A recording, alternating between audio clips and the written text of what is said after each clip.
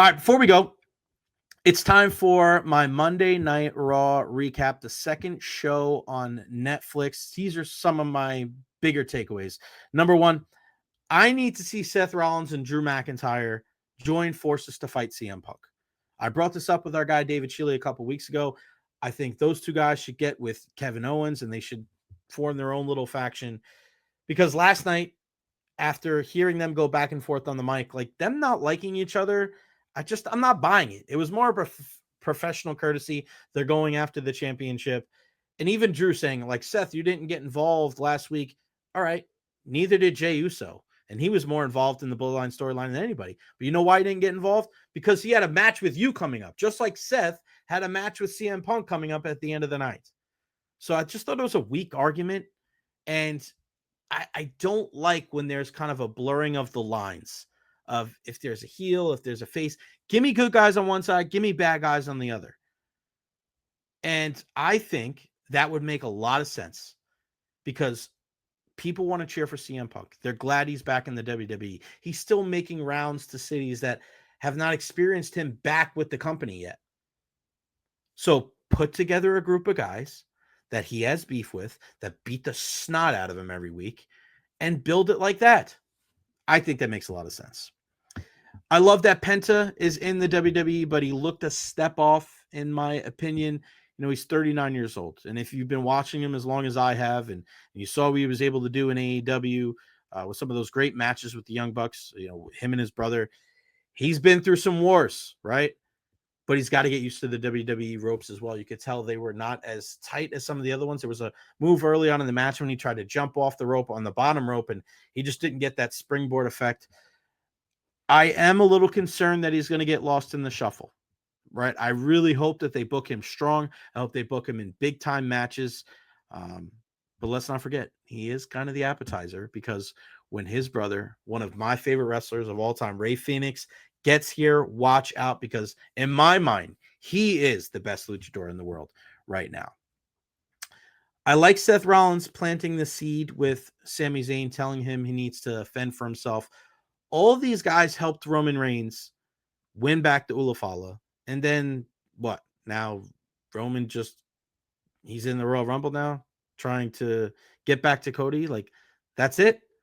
Then everybody goes their own separate ways. Like, what inning are we in, Paul Heyman? Tell me. It's just weird how now they're just kind of like, all right, now Jey Uso is going to go fight Gunther. More on that in a second. And it's weird how this is, like, I hope it didn't end here. Like, what's the deal with The Rock? Like, that's it? The final boss? You just congratulated Roman? Like, this has got to build to something else, no? I hope this is just a lull in the storyline and then it builds back up. I don't know. I'm a little worried that it's not going to be what we wanted, how it all came to a conclusion. Gunther, clearly the secondary champion right now, and the fact that he didn't wrestle on his show in the first ever Raw on Netflix tells you all you need to know. His presentation has become stale. I miss the old like M. Bison look from the Street Fighter days.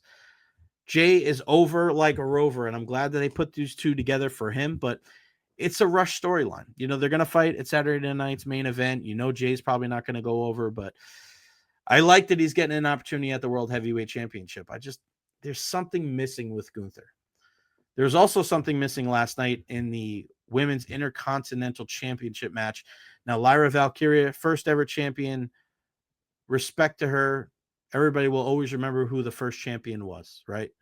But the connection with the crowd on Raw is nothing like the connection she had with the NXT crowd. And Dakota Kai should have won last night. She should have went over. Solid match, but all the fans wanted Dakota to win. Why? Because it's about emotional investment. And in my opinion, the WWE dropped the ball with this one.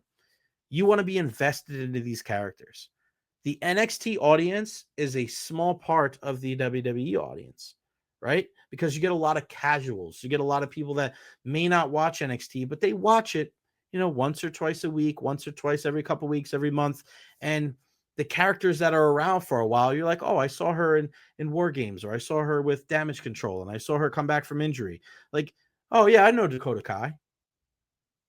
Not as many people are going to say that about Lyra Valkyria. The diehards will. But you could tell last night, even the casual fans, they wanted Dakota Kai to win. And it looked like, again, two baby faces in there. There was no heel and baby face, no back and forth, no turn at the end. There was no emotional investment in that match where it was just like this person had to win. And if you want an example, go look at the US title and Chelsea Green winning. People have loved the work that she has done since she's come back to the WWE. She is hilarious. Everybody know who she's married to Matt Cardona. She's with Piper Niven. She does great stuff at the Royal Rumbles, at the ladder matches. She puts her body on the line. Emotionally invested. They weren't emotionally invested into the Intercontinental Championship match last night. And if they were, it was more towards Dakota Kai than Lyra Valkyria. I hope it's something that the WWE takes into account, because if not, it's just going to get lost in the shuffle. I love how Sami Zayn won with the Blue Thunder Bomb after the Helluva Kick last night. I think that's one of the best moves in the business. It's just so aesthetically appealing. Sami and The Miz slightly off with their timing, but no big time botches. They're absolute pros. They kind of worked their way through it and got it done. I like that. It's not always going to be perfect. It's not always going to be clean, but just keep going. Keep going. It's like when you miss a step in a dance. It's fine. I liked it. And just a heck of a way to end the show.